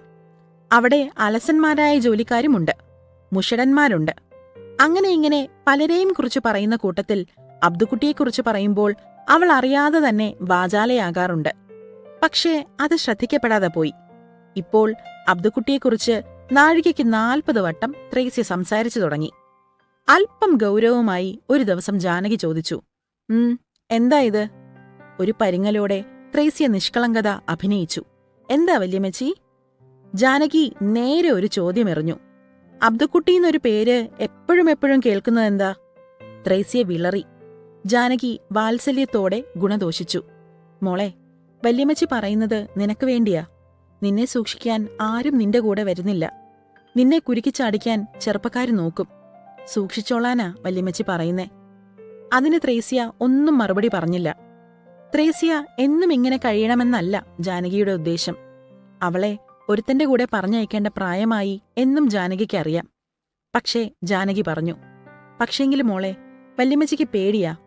ഒരുത്തൻ വന്നാല് അവൻ എങ്ങനെയുള്ളവനാണെന്ന് വല്യമ്മച്ചിക്ക് അറിഞ്ഞുകൂടാ. നമുക്ക് ആണുങ്ങളുണ്ടോ മോളെ? 5 കൊല്ലം കൂടി കഴിയട്ടെ. ജയിലിൽ പോയ ആള് ഇങ്ങ് തിരിച്ചു വരുമ്പോ എന്റെ മോളെ ഒരു നല്ല ചെറുക്കന്റെ കൂടെ പറഞ്ഞയക്കാം. അതൊക്കെ ആണുങ്ങൾ ചെയ്യേണ്ട കാര്യമാ. ജയിലിൽ ശിക്ഷിക്കപ്പെട്ട് കിടക്കുന്ന അവളുടെ ജീവിതേശ്വരൻ മടങ്ങി വരണം. എന്നിട്ട് ജാനകിക്ക് ചെയ്യുവാൻ വളരെയേറെ കാര്യങ്ങളുണ്ട്. അപ്പോൾ മാത്രമേ അവർക്ക് ഒരു വീടുണ്ടാവുകയുള്ളൂ, ഒരു നല്ല കൊച്ചനെ കിട്ടുകയുള്ളൂ. ഇന്ന് അവർ ആണും തൂണും ഇല്ലാത്ത അഗതികളാണ്. അന്ന് ആദ്യമായി ചെയ്യുന്നത് ത്രേസ്യയുടെ വിവാഹമായിരിക്കും. അപ്പോഴും ജാനകി അവളുടെ കുടുംബത്തിന്റെ തകർച്ച വിവരിച്ചു. ഭവാനിയെയും പത്മിനിയെയും കുറിച്ച് ഒന്നും തന്നെ അറിഞ്ഞുകൂടാ. അത് നിറഞ്ഞ ദുഃഖത്തോടെയാണ് ജാനകി പറഞ്ഞത്. ത്രേസ്യയെയും അങ്ങനെയൊരു കടലിലേക്ക് കടലാസ് വഞ്ചി എന്ന പോലെ ഒഴുക്കിവിടാൻ ജാനകിക്ക് ഇഷ്ടമല്ല. കണ്ടുകിട്ടപ്പെട്ടിടത്തോളം പേരെ വെച്ച് ഇനിയും ഒരു കുടുംബം കെട്ടിപ്പടുക്കണം. ത്രേസ്യ ഒന്നും മിണ്ടിയില്ല. ജാനകി പറഞ്ഞതെല്ലാം അവൾക്ക് ബോധ്യപ്പെട്ടോ എന്തോ. അവൾ നാണം കൊണ്ട് ഒന്നും പറയാതിരിക്കുന്നതാണെന്ന് ജാനകി ന്യായമായി ധരിക്കുകയും ചെയ്തിരിക്കാം. എങ്കിലും ഒരിക്കൽ കൂടി ജാനകി മുന്നറിയിപ്പ് നൽകി. എന്റെ മക്കള് ചെന്ന് കെണിയിൽ ചാടരുതേ. ഇല്ല എന്ന് ത്രേസ്യ വാക്കുകൊടുത്തില്ല. അങ്ങനെയൊരു വാക്ക് അവൾക്ക് കൊടുക്കുവാൻ കഴിയുമോ? അവൾ കെണിയിൽ ചാടിപ്പോയില്ലേ? ആ കാമുകി കാമുകന്മാർ ഒരു സങ്കേതം നിശ്ചയിച്ചു കഴിഞ്ഞു. എന്തിനെന്നോ? ഇപ്പോൾ അവർക്ക് പറയാൻ കാര്യങ്ങളുണ്ടായിക്കഴിഞ്ഞു. അവരുടെ ബന്ധത്തിനിടയ്ക്ക് ജാനകി വീണുകഴിഞ്ഞു. അവൾ അബ്ദുവിനോട് പറഞ്ഞു, നമുക്കിപ്പോ സ്നേഹിക്കണ്ട. അടുത്ത നിമിഷം അവൾ തുടർന്നു, പക്ഷേല് ഞാൻ... അവൾ ആ വാചകം പൂർത്തിയാക്കിയില്ല. അബ്ദു ചോദിച്ചു, ത്രേസ്യ അമ്മച്ചിയോട് ചോദിച്ചോ? അവൾ തുറന്നു സമ്മതിച്ചു, ഇല്ല, പക്ഷേ വല്യമ്മച്ചി പറഞ്ഞു. അബ്ദുവിന്റെ മനസ്സിൽ ആ സ്നേഹബന്ധത്തിന് തടസ്സമായിട്ടുള്ളത് ഒരു സംഗതിയേയുള്ളൂ. ഞാൻ മേത്തനായതുകൊണ്ടാണോ? ഒരു നിമിഷം കഴിഞ്ഞ് അയാൾ തുടർന്നു, എനിക്ക് ത്രേസ്യാമ്മയോട് സ്നേഹം തോന്നിപ്പോയി. ത്രേസ്യയ്ക്കും പറയാൻ ഒരുപാട് കാര്യങ്ങളുണ്ട്. എല്ലാം തിക്കിത്തിരക്കി വന്നു. എന്താണ് ആദ്യം പറയേണ്ടതെന്ന് അറിഞ്ഞുകൂടാ. എങ്കിലും ആദ്യം പുറത്തു വന്നത് ഈ വാചകങ്ങളായിരുന്നു. ഞങ്ങൾ ആരോരുമില്ലാത്തവരാ, 2 പെണ്ണുങ്ങൾ, വല്യമ്മച്ചിയും ഞാനും പിന്നൊരു കൊച്ചു കുഞ്ഞും. വല്യച്ഛൻ ജയിലിലാ. 5 കൊല്ലം കഴിഞ്ഞ് വല്യച്ഛൻ വരും. വല്യമ്മച്ചിക്ക് പേടിയാ. അതാ 5 കൊല്ലം കഴിഞ്ഞ് സ്നേഹിക്കാമെന്ന് പറഞ്ഞത്. പെട്ടെന്ന് ആ വാചോദ്ധാര നിന്നുപോയി. പറയാനുള്ളത് തീർന്നുപോയതുകൊണ്ടല്ല, ഇനിയും പറയാൻ കാര്യങ്ങൾ കിടക്കുന്നു. അവളടക്കമുള്ള കുടുംബത്തിന്റെ ചരിത്രം എല്ലാം അബ്ദു അറിയേണ്ടതാണ്. അബ്ദു ചോദിച്ചു, അപ്പം ത്രേസ്യ എന്റെ കാര്യം വല്യമ്മച്ചിയോട് പറഞ്ഞോ? ഉത്തരം പെട്ടെന്നായിരുന്നു, ഇല്ല, ഞാൻ സൂക്ഷിക്കണമെന്ന് പറഞ്ഞു. സ്നേഹിക്കുന്നത് 5 കൊല്ലം കഴിഞ്ഞ് മതി എന്ന് വല്യമ്മച്ചി പറഞ്ഞു. വല്യച്ഛൻ എല്ലാം ശരിയാക്കി തരുമെന്ന് പറഞ്ഞു. അബ്ദു നല്ലവനായിരിക്കുമോ ഇല്ലയോ എന്നറിയാൻ വല്യമ്മച്ചിക്ക് മേല. അതുകൊണ്ട് പേടിയാ വല്യമ്മച്ചിക്ക്. 5 കൊല്ലം കഴിഞ്ഞ് നമുക്ക് സ്നേഹിക്കാം. അത് ആ പെണ്ണിന്റെ അപേക്ഷയായിരുന്നു. മ്ലാനതയോടെ അബ്ദുക്കുട്ടി ചോദിച്ചു. അപ്പം ത്രേസി എന്നെ സ്നേഹിക്കുന്നില്ലയോ? നിഷ്കളങ്കമായ ഒരു ഹൃദയത്തിൽ നിന്നെന്ന പോലെ ഒരു വാചകം പുറത്തു വന്നു. എനിക്ക് അബ്ദുവിനെ ഇഷ്ടമാ, അയാൾ പറഞ്ഞു. അത് ത്രേസിയെ വല്യമ്മച്ചിയോടും പറയാമോ? പറയാമെന്ന് അവൾ പെട്ടെന്ന് ഏറ്റുപോയി. ആ പാവപ്പെട്ട പെണ്ണിന്റെ ഉത്സാഹം നശിച്ചു. അവളിപ്പോൾ അങ്ങനെ ചിരിക്കാറില്ല, കുളിക്കാറില്ല. പാണ്ഡികശാലയിലും അവൾ നിരുത്സാഹയായാണ് കാണപ്പെടുന്നത്. അബ്ദുവിനെക്കുറിച്ച് അവൾ വീട്ടിൽ പിന്നെ മിണ്ടാറില്ല. പക്ഷേ അയാളെക്കുറിച്ച് വല്യമ്മച്ചിയോട് പറയണമെന്ന് അവൾ ഏറ്റിട്ടുള്ളതാണ്. ചിലപ്പോൾ അവൾക്കും തോന്നും അവളുടെ വല്യമ്മച്ചി അവൾക്കെതിരായിരിക്കില്ല എന്ന്. അബ്ദുവിനോട് ഇഷ്ടമാണെന്ന് പറഞ്ഞാൽ വല്യമ്മച്ചി എതിർക്കുകയില്ലായിരിക്കും. പക്ഷേ 5 കൊല്ലം കഴിഞ്ഞ് വല്യച്ഛൻ വരുമ്പോൾ അദ്ദേഹം എതിർക്കുന്നെങ്കിലോ എന്ന ചിന്ത വന്നപ്പോൾ ത്രേസ്യയുടെ ശിരാചക്രത്തിൽ ഒരു ശക്തിയേറിയ നടുക്കമുണ്ടാകുന്നതുപോലെ തോന്നി. അവൾ അറിയാതെ പിറുപിറുത്തുപോയി. എതിർത്താൽ എനിക്ക് ചക്കയാ. ആ വാചകത്തിന്റെ പൊരുൾ മുഴുവനായി ത്രേസ്യയ്ക്ക് മനസ്സിലായോ എന്ന് സംശയമാണ്. പക്ഷേ അതൊരു നിശ്ചയമായിരുന്നു. ആ നിശ്ചയത്തിന്റെ നടുക്കമായിരുന്നു അവൾക്ക് അനുഭവപ്പെട്ടത്. കോട്ടയത്ത് ആരുമില്ലാതെ തെണ്ടി നടന്ന പെണ്ണിന് ഒരമ്മയുണ്ടായി. അമ്മയും മകളുമായി തന്നെ ഏറ്റുമുട്ടൽ ഉണ്ടാകാഞ്ഞിട്ടായിരിക്കാം അവൾക്ക് താൽപ്പര്യമുണ്ടായപ്പോൾ, അവൾക്ക് തടസ്സങ്ങളെ നേരിടേണ്ടി വന്നപ്പോൾ ആ ബന്ധത്തിന്റെ വില കുറഞ്ഞു വരുന്നു. തുടർന്ന് അവൾക്കൊരു തന്റേടവുമുണ്ടായി. ത്രേസ്യയുടെ മാറ്റം ജാനകിയുടെ ദൃഷ്ടിയിൽപ്പെടാതിരുന്നില്ല. എന്തോ ഒരു കുഴപ്പം അവൾക്ക് സംഭവിച്ചിട്ടുണ്ട്. ജാനകി ചോദിച്ചു, എന്താ മോളെ, ഈയിടെയായിട്ട് നിനക്കൊരു മൗനം? ഓ, ഒന്നുമില്ല എന്നവൾ ഒരു ഒഴുക്കൻ മട്ടിൽ പറഞ്ഞുവെങ്കിൽ തന്നെയും ആ ഉത്തരം അവൾക്കെന്തോ കാര്യമായി പറയാനുണ്ടായിരുന്നതായി ധ്വനിപ്പിച്ചു. അങ്ങനെയുള്ള ഘട്ടം ജീവിതത്തിൽ ഒരിക്കലെങ്കിലും കണ്ടിട്ടുള്ള ജാനകി അർത്ഥവത്തായി പറഞ്ഞു, അങ്ങനെ പറയാതെ കുഞ്ഞേ. പറയുവാനുള്ളത് ത്രേസ്യയുടെ തൊണ്ടയോളമെത്തി. പക്ഷേ പുറത്തു വരുന്നില്ല. ജാനകിയുടെ മുൻപിൽ ഭാരതി നിൽക്കുന്നു. സംവത്സരങ്ങൾക്ക് മുൻപ് ബൈക്കത്തുള്ള അവരുടെ വീട്ടിൽ വെച്ച് ഇങ്ങനെ തന്നെ ഒരു രംഗമുണ്ടായി. ഇന്ന് അത് കൊച്ചിയിൽ ഒരു കുടിലിൽ വെച്ചാണെന്നേ ഉള്ളൂ. ജാനകിക്ക് കുറച്ചുകൂടി പ്രായം ചെല്ലുകയും അവൾ കുറെ അനുഭവിക്കുകയും ചെയ്തു എന്നുകൂടിയുണ്ട്. മുൻപിൽ നിൽക്കുന്ന പെണ്ണ് ഭാരതിയായി തന്നെ മാറിക്കഴിഞ്ഞു. എനിക്ക് അബ്ദുവിനോടിഷ്ടമാ. ആ വാചകം പുറത്തു ചാടി. പണ്ട് ഭാരതിയും ഇങ്ങനെ തന്നെ പറഞ്ഞു. ആ ശബ്ദം തന്നെ. പണ്ടു കേട്ട വാചകം ചെവിക്കുള്ളിൽ പ്രതിധ്വനിക്കുന്നതായി ജാനകി സംശയിച്ചു. അതൊരു തോന്നലായിരിക്കും. ജാനകി ചോദിച്ചു, നീ വല്ലോം പറഞ്ഞോ? വീണ്ടും ആ വാചകം ജാനകിയുടെ ചെവിക്കുള്ളിൽ വന്നലച്ചു. എനിക്ക് അബ്ദുവിനോട് ഇഷ്ടമാ. ജാനകി സംഭ്രമിച്ചില്ല. അത് പണ്ടായിരുന്നു. അന്ന് ഭാരതിയെ ശപിച്ചു. കുടുംബത്തിന് അപമാനം വരുത്തരുതെന്ന് പറഞ്ഞു. സർവവും തകർന്നെന്ന് വിശ്വസിച്ചു. ഇന്ന് ആ തോന്നലൊന്നുമുണ്ടായില്ല. ഭാരതി വർക്കിയുടെ കൂടെ ഇറങ്ങിപ്പോയി. പക്ഷേ അവൾക്കൊരു ദോഷവും സംഭവിച്ചില്ല. അയാൾ അവളെ സ്നേഹിച്ചു. അവൾക്ക് ഒരു രക്ഷിതാവുമുണ്ടായിരുന്നു. എന്തുകൊണ്ട് ത്രേസ്യയ്ക്ക് അബ്ദുവിന്റെ കൂടെ പൊയ്ക്കൂടാ? എങ്കിലും ജാനകിക്ക് അനുവാദം നൽകുവാൻ ഒരു പേടി. ജാനകി പറഞ്ഞു, അത് 5 കൊല്ലം കഴിഞ്ഞ് വല്യച്ഛൻ വന്ന് വല്യച്ഛനോട് ആലോചിച്ചിട്ട് പോരെ മോളെ? അവൾ നേരെ ചോദിച്ചു. വല്യച്ഛൻ സമ്മതിച്ചില്ലെങ്കിലോ? ജാനകിക്ക് ഉത്തരം മുട്ടി. എന്നാലും അവൾ പറഞ്ഞു, വല്യച്ഛൻ നല്ല ആളാ. വല്യച്ഛൻ സമ്മതിക്കും. നിനക്കറിഞ്ഞുകൂടാഞ്ഞാ? ഒരു പുരുഷൻ നിശ്ചയിക്കേണ്ട കാര്യമാ ഇതൊക്കെ. അതിനും ത്രേസ്യയ്ക്ക് മറുപടി ഉണ്ടായിരുന്നു. വല്യച്ഛനെ ഞാൻ അറിയത്തില്ല. ഞാൻ ഒരു നോക്ക് കണ്ടിട്ടുണ്ട്. വല്യച്ഛൻ എന്നെ കണ്ടു കാണുകയില്ല. എന്നിട്ടും ജാനകിക്ക് ദേഷ്യം വന്നില്ല. അവൾ പറയുന്നത് ശരിയാണ്. ഗോപാലൻ ത്രേസ്യയുടെ ആരാണ്? ആരുമല്ല. ആ കുടുംബവുമായി എന്ത് ബന്ധമാണ് ഗോപാലനുള്ളത്? യാതൊരു ബന്ധവുമില്ല. ഓച്ചിറ പടനിലത്ത് വെച്ച് ജാനകി കണ്ടുമുട്ടിയ ഒരു പുരുഷൻ. ജാനകി അയാളെ സ്നേഹിച്ചു. ഒന്നുകൂടി കടന്നു ചിന്തിച്ചാൽ 5 കൊല്ലം കഴിഞ്ഞ് അയാൾ ഓച്ചിറ പടനിലത്ത് ജാനകിയെ കാത്തുനിൽക്കുമെന്ന് എന്താണ് നിശ്ചയം? അയാൾക്ക് യാതൊരു വിധത്തിലും അവകാശപ്പെടാനാവാത്ത ഒരുവളാണ് ത്രേസ്യ. അവൾ എന്തിനയാളെ കാത്തിരിക്കണം? ജാനകിക്ക് ഒരു കാര്യം പറയുവാനുണ്ട്. എന്റെ മോള് അബ്ദുവിനെ വല്യമ്മച്ചിയൊന്ന് കാണിച്ചു തരാമോ? ത്രേസ്യയുടെ മുഖം പെട്ടെന്ന് പ്രകാശിച്ചു. വല്യമ്മച്ചിയുടെ മാറോട് ചേർന്ന് തോളിൽ ശിരസ് വെച്ച് ആ പെണ്ണ് ആശ്വസിച്ചു. ജാനകി അവളുടെ നെറുകയിൽ ഉമ്മ വച്ചു. അധ്യായം 7. ആ കുടിലിൽ അടുത്ത ഞായറാഴ്ച ഒരു വലിയ വിശേഷമായിരുന്നു. അന്നവിടെ ഒരു വിരുന്നുകാരൻ വരുന്നുണ്ട്. ജാനകിയെ സംബന്ധിച്ചിടത്തോളം ആ ഉത്സാഹം കലർപ്പില്ലാത്തതായിരുന്നില്ല. 4 അനുജത്തിമാർ അവൾക്കുണ്ടായിരുന്നുവെങ്കിലും ഒരനുജത്തിക്ക് വേണ്ടി മാത്രമേ വിരുന്നൊരുക്കിയിട്ടുള്ളൂ. ഇപ്പോൾ ജീവിതത്തിൽ 2ാം പ്രാവശ്യം വിരുന്നൊരുക്കുകയാണ്. മുൻപ് ആർക്കുവേണ്ടി വിരുന്നൊരുക്കിയോ അയാൾ ജാനകിയെ വീട്ടിൽ നിന്നും അടിച്ചിറക്കി. അന്ന് ഒരനുജത്തി മാത്രമേ അവശേഷിച്ചിരുന്നുള്ളൂ. ആ അനുജത്തിക്ക് അവൾ ഇറങ്ങിപ്പോകുന്നതിൽ യാതൊരു ദുഃഖവുമില്ലായിരുന്നു താനും. ഇപ്പോൾ 2ാമതൊരാൾക്ക് വേണ്ടി വിരുന്നൊരുക്കുകയാണ്. ഇത്രമാത്രം ഉത്സാഹവതിയായി ത്രേസ്യയെ ഒരിക്കലും കണ്ടിട്ടില്ല. അത് സ്വാഭാവികമാണ്. അവളുടെ കാമുകൻ അന്ന് വരുന്നു. അബ്ദുവിനെ ജാനകി ഇഷ്ടപ്പെടും.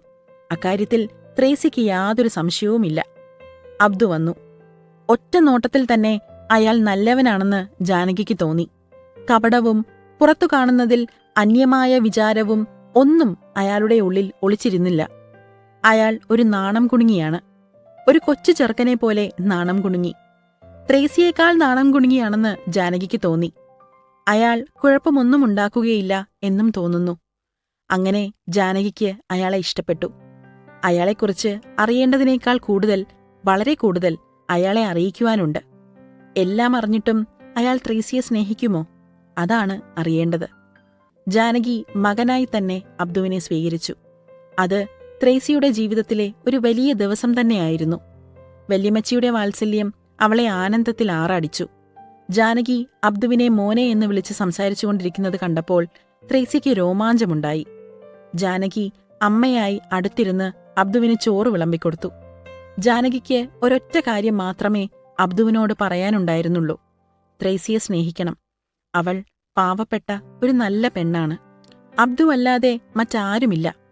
അത്രയും ജാനകി പറഞ്ഞു നിർത്തിയപ്പോൾ വാതിൽ മറഞ്ഞു നിന്ന ത്രേസ്യയുടെ കണ്ണുകളും അബ്ദുവിന്റെ കണ്ണുകളും തമ്മിലിടഞ്ഞു. അവൾ ചൂണ്ടുവിരൽ ഉയർത്തി അത് മനസ്സിലാക്കിക്കോ എന്ന മുന്നറിയിപ്പ് കൊടുക്കുന്നതുപോലെ ആംഗ്യം കാണിച്ചു. ജാനകി തുടർന്നു: അനച്ച വെള്ളത്തിൽ ചാടിയ പൂച്ച പച്ചവെള്ളം കാണുമ്പോൾ പേടിക്കും മകനെ. അതാ ഞാൻ അങ്ങനെയൊക്കെ പറയുന്നത്. എന്നിട്ട് ജാനകി ചോദിച്ചു: എന്റെ മോൻ ഈ കുടുംബത്തിലെ ഒരാളാകാൻ നിശ്ചയിച്ചെങ്കില് ഞങ്ങളെക്കുറിച്ചറിയണ്ടായോ? തുടർന്ന് ആ കഥ ജാനകി വിവരിച്ചു.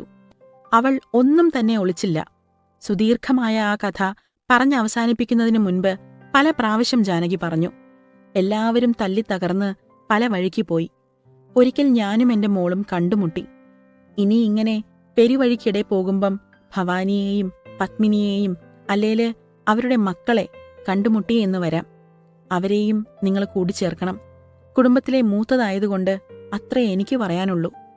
ആ കഥ ശ്രദ്ധാപൂർവം കേട്ടുകൊണ്ടിരുന്ന അബ്ദുവിന്റെ അടുത്ത് ജാനകിയുടെ മകൻ പരമു ഇരിക്കുന്നുണ്ടായിരുന്നു. അവൻ ഉറക്കം തൂങ്ങി അബ്ദുവിന്റെ മടിയിൽ കിടന്നു. അബ്ദു അവന്റെ പുറം തലോടിക്കൊണ്ടുമിരുന്നു. ആ കഥ ഭവാനിയെ സംബന്ധിക്കുന്നിടത്തെത്തി കുറച്ചായപ്പോൾ അബ്ദു കൂടുതൽ ദത്തശ്രദ്ധനായി. അയാൾ ജാനകിയമ്മയെ കൂടുതൽ ശ്രദ്ധിച്ചു നോക്കുവാൻ തുടങ്ങി. അയാൾ ഇടയ്ക്കു കയറി പറഞ്ഞു: അമ്മച്ചി, എനിക്ക് ഭവാനിന്ന് പേരുള്ള ഒരുത്തിയെക്കുറിച്ച് അറിയാം. ഇപ്പോഴാ ഞാൻ ഓർക്കുന്നേ. അവർക്ക് അമ്മച്ചിയുടെ ഛായയുണ്ടായിരുന്നു. ജിജ്ഞാസ കൊണ്ട് ജാനകിയുടെയും ത്രേസ്യയുടെയും ശ്വാസം അടച്ചുപോയി. ഇരു കൂട്ടർക്കും സ്വൽപ്പനേരത്തേക്ക് ഒന്നും മിണ്ടാൻ വയ്യാതായി. അപ്പോഴും അബ്ദു ജാനകിയുടെയും ത്രേസ്യയുടെയും തന്നെ മുഖപ്രകൃതത്തെയും മറ്റും ഉറ്റുനോക്കിക്കൊണ്ടിരുന്നു. അയാൾ പറഞ്ഞു: ആ പെണ്ണുമ്പിള്ള അമ്മച്ചിയുടെ അനിയത്തിയാണെന്നാ തോന്നുന്നേ. ജാനകി ചോദിച്ചു: എന്റെ പൊന്നുമോനെ, എവിടാ അവള്? നമുക്ക് പോകാം. എന്റെ കുഞ്ഞിനെ ഞാനൊന്ന് കാണട്ടെ. ത്രേസ്യയും അങ്ങനെ തന്നെ ചോദിച്ചു. അവൾക്ക് അവളുടെ കുഞ്ഞമ്മയെ കാണണം. അബ്ദു ആ 2 സ്ത്രീകളുടെയും ജിജ്ഞാസ കണ്ടു. അയാൾ പറയാൻ ഒരു നിമിഷം താമസിച്ചതേയുള്ളൂ. ജാനകിക്ക് ആ ഒരു നിമിഷം താങ്ങാമായിരുന്നില്ല. ഒരു നിമിഷം കൂടി കഴിഞ്ഞാൽ ആ നെഞ്ച് പൊട്ടിപ്പോകുമെന്ന് തോന്നുന്നു. ജാനകി അബ്ദുവിന്റെ കൈ കടന്നു പിടിച്ചുകൊണ്ട് ചോദിച്ചു: എവിടാ മോനെ? പറ, നമുക്ക് പോകാം. എന്റെ കൂടപ്പിറപ്പിനെ ഞാൻ കാണട്ടെ. അവൾ എന്നെയും ഒന്ന് കാണട്ടെ. അബ്ദു ഒരു ധർമ്മസങ്കടത്തിലായി.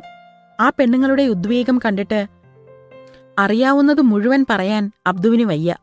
അക്കഥ എങ്ങനെ അവരുടെ മുഖത്തു നോക്കി പറയും? ഒരു പച്ച ചിരിയോടെ അബ്ദു പറഞ്ഞു: അമ്മച്ചിയും ത്രേസ്യയും അടങ്ങ്. നിങ്ങൾ 2 പേരും ഇങ്ങനെ തത്രപ്പെട്ടാലോ? എന്നിട്ടയാൾ പറഞ്ഞു: എനിക്കറിയാമായിരുന്ന പെണ്ണുമ്പിള്ള അവര് തന്നെയാണോന്ന് എങ്ങനെ അറിയാം? ഒരു ഊഹമാ. അവര് ആ പെണ്ണുമ്പിള്ള അല്ലെങ്കിലോ? അതിന് ത്രേസ്യയാണ് മറുപടി പറഞ്ഞത്. അതെ, അത് കുഞ്ഞമ്മയായിരിക്കും. ജാനകി പറഞ്ഞു: അതെ, അതവള് തന്നാ. ഞങ്ങളെല്ലാം ഒരു ഛായയാ.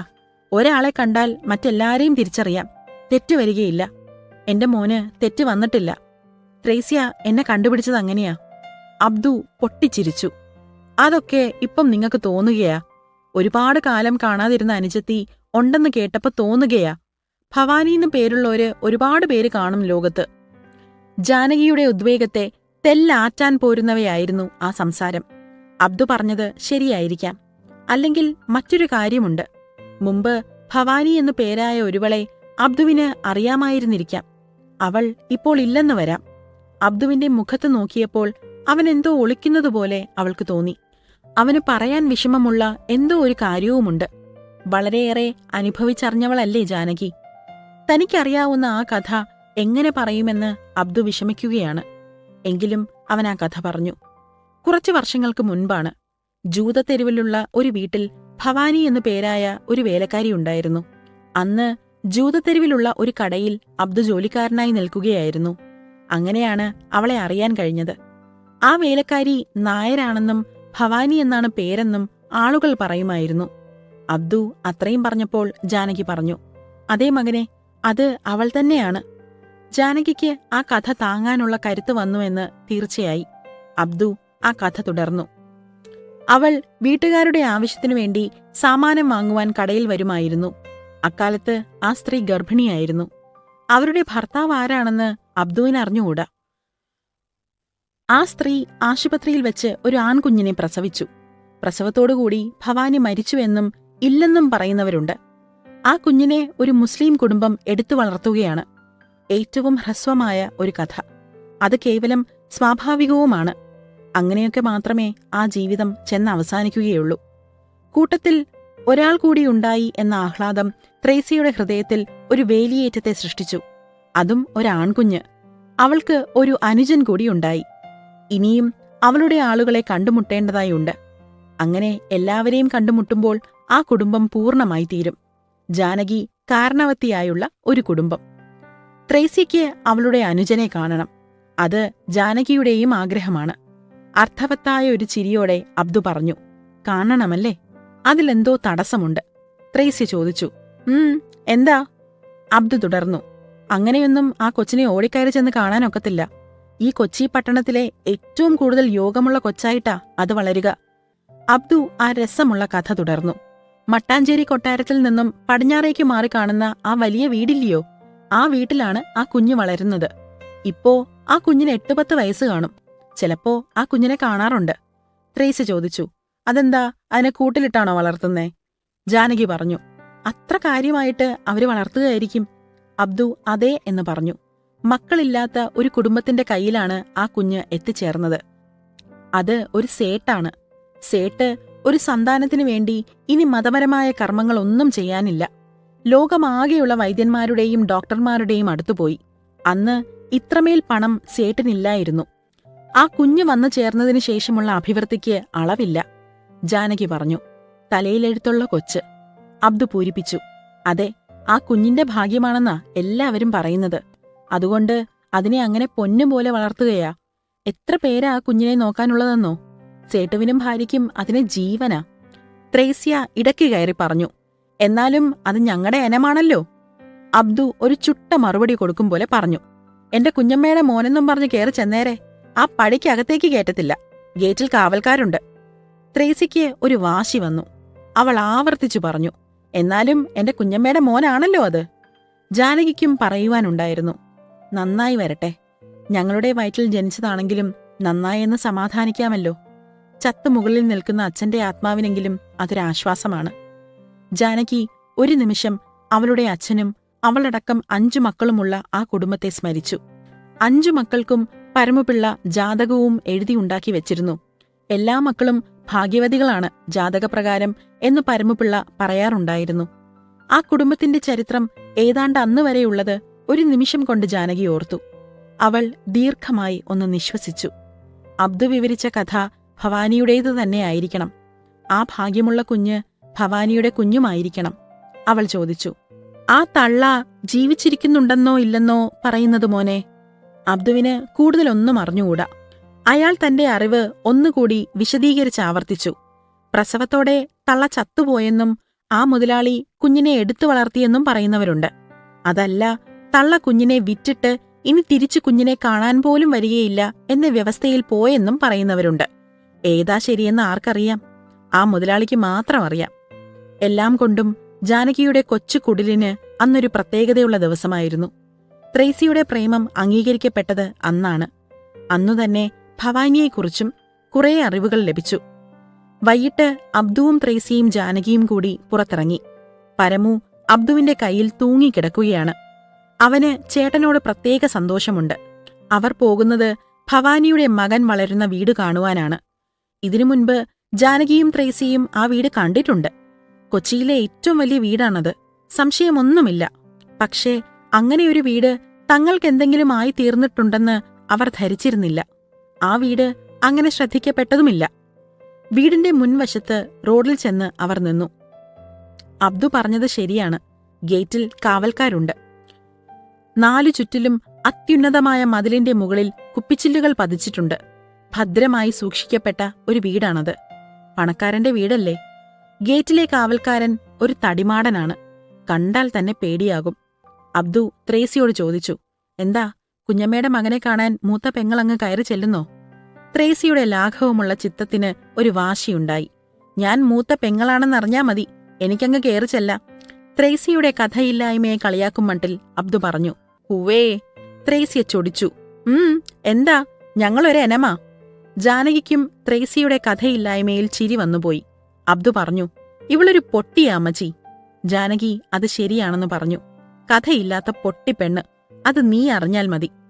ആ കാമുകന്മാരുടെ കണ്ണുകൾ അപ്പോൾ തമ്മിലൊന്നിടഞ്ഞു. ത്രേസ്യ പിന്നീടും എന്തൊക്കെയോ പറഞ്ഞുകൊണ്ടിരുന്നു. കുറച്ചധിക നേരമായി റോഡിൽ കാത്തുനിൽക്കുന്ന അവർ വാച്ചറുടെ ശ്രദ്ധയിൽപ്പെട്ടു. അപ്പോൾ ജാനകി പറഞ്ഞു, നമുക്ക് പോകാം. എന്തിനു നമ്മളിവിടെ നിൽക്കുന്നു? ത്രേസ്യയ്ക്ക് ഒരാഗ്രഹമുണ്ട്. അവനെയൊന്ന് കാണണം. അവിടെ അങ്ങനെ നിന്നാലും കാണാനൊത്തു എന്ന് വരികയില്ല എന്ന് അബ്ദു പറഞ്ഞു. ത്രേസ്യ ചോദിച്ചു, അപ്പം കൂട്ടിലിട്ട് വളർത്തുന്ന കിളിയാണോ? അബ്ദു മറുപടി പറഞ്ഞു, അവർ അങ്ങനെയാണ് വളർത്തുന്നത്. അവരുടെ ഭാഗ്യമാണ്. എല്ലാമാണ് ആ കുഞ്ഞ്. മുതലാളിയുടെ കൂടെ ചിലപ്പോഴൊക്കെ കാണാം. മടങ്ങിപ്പോകുമ്പോൾ ത്രേസ്യ ചോദിച്ചു, കുഞ്ഞമ്മ ജീവിച്ചിരിപ്പുണ്ടെന്ന് വയ്ക്ക്. കുഞ്ഞമ്മയാണല്ലോ പെറ്റത്. ആ കുഞ്ഞമ്മയ്ക്ക് ഒന്ന് കാണണമെന്ന് വെച്ചാലോ? കാണാനൊക്കുകയില്ല. അയ്യോ, അതെന്ത് കഷ്ടമാ. അതങ്ങനെയാ. ഒരു നിമിഷം കഴിഞ്ഞ് വേറിട്ടെന്തോ അവൾ പറയുവാനാഞ്ഞു. ഒരു വാക്ക് പുറത്തു വരികയും ചെയ്തു. ആ വാക്ക് അച്ഛൻ എന്നായിരുന്നു. അബ്ദു ചോദിച്ചു, എന്താ നീ പറയുവാൻ വന്നത്? ആരും മിണ്ടിയില്ല. ആ കുഞ്ഞിന്റെ അച്ഛനെക്കുറിച്ചുള്ള സംസാരം തുടരാൻ ആരും തയ്യാറായില്ല. ജൂതത്തെരുവിൽ ചിലരെല്ലാമെങ്കിലും അവന്റെ അച്ഛൻ താനാണെന്ന് ഇന്നു പറഞ്ഞേക്കും. അന്ന് അവൻ ജനിക്കുന്നതിനു മുൻപ് എല്ലാവരും നിഷേധിക്കുമായിരുന്നു. ജാനകി പറഞ്ഞു, അമ്മയും അമ്മയുടെ ചേച്ചിയും അനുജത്തിയും അനുജത്തിയുടെ മക്കളും അച്ഛനുമെല്ലാം അവന് ഉപദ്രവമായിരിക്കും. അധ്യായം 8. പല ദിവസങ്ങൾ കാത്തുനിന്നതിനു ശേഷമാണ് ജാനകി ആ ഭാഗ്യവാനായ കുട്ടിയെ കണ്ടത്.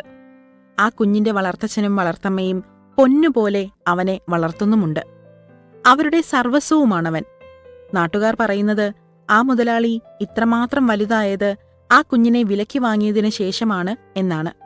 അത് യോഗമുള്ള ഒരു കുട്ടിയാണ്. ആ വിധം ഒരു നിധി ആ പെറ്റ തള്ളയുടെ കയ്യിലിരിക്കാൻ സാധിക്കുകയില്ല. അത് അവിടെ ഇരിക്കുകയുമില്ല. കുഞ്ഞിനെ കണ്ടിട്ട് അത് ഭവാനിയുടെ കുഞ്ഞാണെന്നും ജാനകിക്ക് തോന്നി. ആ കഥ വാസ്തവമായിരിക്കാൻ ഇടയുണ്ട്. അവനെ നൊന്തുപെറ്റ തള്ള വിറ്റിട്ടുപോയി. ഇനി ഒരിക്കലും ആ കുഞ്ഞിനെ കാണാൻ മടങ്ങി വരികയില്ലെന്ന് ഒരു വ്യവസ്ഥയുമുണ്ടത്രേ. അബ്ദുക്കുട്ടി മാത്രമല്ല, എല്ലാവരും പറയുന്നു. ആ അവകാശത്തിനു കൂടി വില വാങ്ങിച്ചു. പിന്നീടൊരിക്കലും അവൾ വന്നിട്ടില്ലെന്നും പറയുന്നു. ഇനി വരികയുമില്ലായിരിക്കും. അതും കുഞ്ഞിനോടുള്ള വാത്സല്യം കൊണ്ടുതന്നെയായിരിക്കണം. ആ കുഞ്ഞിന് മാതാവും പിതാവുമുണ്ടായിക്കഴിഞ്ഞു. അവർ തന്നെ തന്റെ മാതാപിതാക്കന്മാരെന്ന ധാരണയിൽ അവൻ വളരട്ടെ. ഭവാനി ആ ജീവിതത്തിൽ ഒരു നിമിഷമെങ്കിലും കടന്നുകൂടിയാൽ പിന്നെ ആ അന്തരീക്ഷം ആകെ മാറുകയില്ലേ? അവനെ പെറ്റത് മറ്റൊരുവളാണെന്ന് അവനറിഞ്ഞാൽ, അവൻ വിലയ്ക്ക് വിൽക്കപ്പെട്ട ഒരു വസ്തുവാണെന്ന് അവനറിഞ്ഞാൽ, അവൻ പിന്നെ എങ്ങനെയിരിക്കും? അങ്ങനെയൊന്നും സംഭവിക്കാതിരിക്കട്ടെ എന്ന് ജാനകി പ്രാർത്ഥിച്ചു. ഭവാനി ആരുമറിയാതെ ഒളിച്ചു വന്ന് കാണുന്നുണ്ടായിരിക്കുമെന്ന് ത്രേസ്യ പറഞ്ഞു. അത് ശരിയായി വരാം. പക്ഷേ ഭവാനി ധൈര്യമുള്ളവളാണ്. അന്ന് ആലപ്പുഴയിലേക്ക് പോയിട്ട് പിന്നെ വീട്ടിലേക്ക് മടങ്ങി വന്നിട്ടില്ല. അതുകൊണ്ട് അവൾക്ക് ആ കുഞ്ഞിനെ കാണാതെ കഴിയുവാനുള്ള തന്റേടം കാണും. പക്ഷേ അവൾ ജീവിച്ചിരിക്കുന്നു എന്ന് തീർച്ചയില്ല. ആകെ കൂടി ആലോചിച്ചിട്ട് അവന്റെ ജീവിതത്തിൽ ഒരു നിഴൽ ഒരിക്കലും വീശാതെ ഇരിക്കുകയാണ് വേണ്ടതെന്ന് ജാനകിക്ക് തോന്നി. അതിനവൾ ഉറയ്ക്കുകയും ചെയ്തു. അത്രയും വിവരങ്ങൾ തന്നെയും അറിയാതെ ഇരിക്കുകയായിരുന്നു നന്ന്. പത്മിനിയുടേതുപോലെ ഭവാനിയുടെയും ജീവിതം അജ്ഞാതമായി കഴിയുന്നതുകൊണ്ട് ഒരു തരക്കേടും ആർക്കുമുണ്ടായിരുന്നില്ല. ആ മുതലാളി അവനെ ഒരു പേടിയോടെയാണ് വളർത്തുന്നത് എന്ന് തോന്നുന്നു. ആ കിളി കൂടുവിട്ട് പറന്നു പോകുമോ എന്ന പേടി. അങ്ങനെ അയാൾ ശ്രദ്ധാലുവാണ്. ഒരു കുഞ്ഞിനെ വിലയ്ക്ക് വാങ്ങുന്ന ആളിന്റെ പേടിയാകാം. പക്ഷേ ത്രേസ്യയ്ക്ക് അത് മനസ്സിലാകുന്നില്ല. എത്ര പറഞ്ഞിട്ടും അവളുടെ തലയിൽ കയറുന്നുമില്ല. എന്ത് കഷ്ടമോ എന്തോ. ആ നാട് വിട്ടാലെന്താ എന്ന് ജാനകിക്കുണ്ട്. ഇനി ഒരിക്കലും ആ നാട്ടിലേക്ക് മടങ്ങി ചെല്ലരുത് എന്നുമുണ്ട്. ഒരു കരിനിഴൽ വീഴാതെ അകലത്തിലെത്താം. ത്രേസ്യ പറഞ്ഞു. എന്നെങ്കിലും ഒരിക്കൽ അവനെ വിലയ്ക്ക് വാങ്ങിയതാണെന്ന് അറിയും, അത് തീർച്ച. അപ്പോഴോ? ജാനകി പറഞ്ഞു. അപ്പോഴും ആരുടെ കയ്യിൽ നിന്നാണെന്ന് അറിയില്ലല്ലോ. അതാ നല്ലത്. ചിലപ്പോൾ ആ മുതലാളിയോട് ത്രേസ്യയ്ക്കൊരു വൈരാഗ്യമാണ്. അവൾ പറയും, അയാൾ മീൻചന്തയിലെ പോലെ കുഞ്ഞമ്മയോട് വില പേശിക്കാണും. എന്നിട്ട് ആ മഹാപാപി കുഞ്ഞമ്മ തിരിച്ചു വരരുതെന്നും പറഞ്ഞു. അതിനയാളെ ഒരു പാഠം പഠിപ്പിക്കണം. ആ കുഞ്ഞ് അതുകൊണ്ട് നന്നായി വളരുന്നു എന്ന വാദം അവൾക്ക് ബോധ്യപ്പെടാറില്ല. അല്ലെങ്കിൽ അത് കണക്കിലെടുക്കാറില്ല. അബ്ദുക്കുട്ടി ഈ കാര്യത്തിൽ ജാനകിയമ്മയുടെ പക്ഷത്താണ്. ത്രേസ്യ ഈ ബന്ധത്തിന്റെ കാര്യം പാണ്ഡികശാലയിലുള്ള പെണ്ണുങ്ങളോടും പിന്നെ അവൾക്ക് പരിചയമുള്ള പലരോടും പറഞ്ഞു. ചിലരെല്ലാം വിശ്വസിച്ചു, ചിലർ അവിശ്വസിച്ചു. ആ കുഞ്ഞിന് വളരെ അടുത്ത ബന്ധമുള്ളവർ എറണാകുളം, കൊച്ചിയിൽ തന്നെ ഉണ്ടെന്ന് മുതലാളി ധരിക്കണമെന്നും അവൾക്കുണ്ട്. ചിലപ്പോൾ അവൾ പറയും, ആ മുതലാളി അവർക്കും കൂടി കുറേ പണം കൊടുക്കട്ടെ എന്ന്. മറ്റു ചിലപ്പോൾ അവൾ പറയുന്നത്, ആ ബന്ധം അടുത്തറിഞ്ഞിരുന്നാൽ അതവനും അവർക്കും നന്നാണെന്ന്. പക്ഷേ ഒരൊറ്റ ആശ ആ പെണ്ണിനെ വല്ലാതെ കീഴടക്കിയിരിക്കുന്നു. യുക്തിയും ക്ഷമയും ഒന്നും ആ കാര്യത്തിലില്ലാത്തതുപോലെ തോന്നി. ഒരു കൊച്ചു കുഞ്ഞിനേക്കാൾ അവൾ ചിലപ്പോൾ കഷ്ടമാകാറുണ്ട്. അതെന്തെന്നോ? ആ കുഞ്ഞിനെ അവൾക്കൊരിക്കലെങ്കിലും വാരിയെടുത്ത് ആശ്ലേഷിക്കണം. അടക്കാൻ വയ്യാത്ത ഒരാഗ്രഹമാണത്. സകല നിയന്ത്രണത്തെയും അതിലംഘിച്ച് അത് ശക്തമാവുകയാണ്. അത്രയ്ക്കുള്ള അവകാശമെങ്കിലും അവന്റെ ജന്മത്തിന്റെ പേരിൽ അവർക്കുണ്ടായിരിക്കേണ്ടതല്ലേ? ഞാൻ ജയിലിൽ പോകേണ്ടി വന്നാലും വേണ്ടില്ല, എന്നെ തല്ലിക്കൊന്നാലും തരക്കേടില്ല, ഞാനത് സാധിക്കും. ഇങ്ങനെയും അവൾ പറയാറുണ്ട്.